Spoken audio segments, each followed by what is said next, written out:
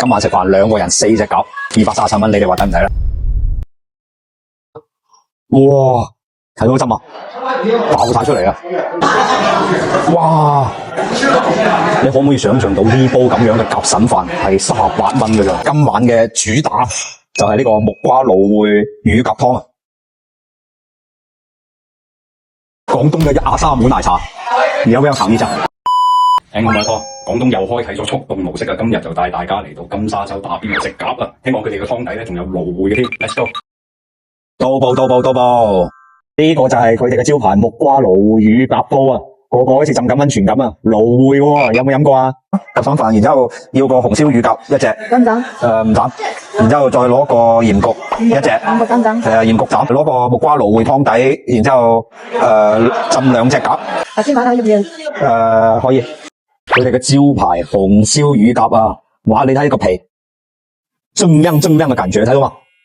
我特登叫阿姨唔好切俾我。哇，好辣手啊！哇，睇到針啊，爆晒出嚟啊！今晚嘅鹽焗加紅燒，嚟食先啦！哇，肉超級滑啊！燒雞翼啊，呢個唔係雞翼啊，呢個係鴿翼啊！個紅燒咧，佢雖然咧啲肉咧嫩滑啦，佢帶有少少鹹啦，但係你仲係可以食到個鴿嘅嗰種咁嘅鮮甜嘅感覺。點解呢個鴿唔切咧？就係為咗呢一刻嘅。好正到呢個鹽焗乳鴿啊！呢鹽焗咧相對嚟講咧，佢入邊咧啲肉質係乾身少少。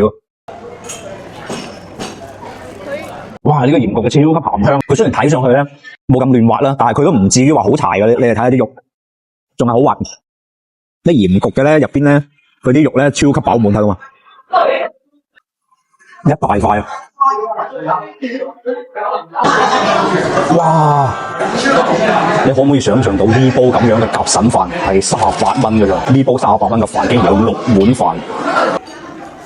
今晚嘅鴿腎飯真係唔客氣啊！真係。啲鴿腎咧食落去好新鮮，而且啲飯粒咧作為廣東煲仔飯入邊咧，佢非常合格。第一，佢啲米粒啊，全部咧都係粒粒分明，啲油咧唔會話啷啷令得太過分，豉油同油同蔥嘅比例咧啱啱好啊。最緊要佢成煲飯充滿晒鴿腎嘅味道。睇下一個鴿腎，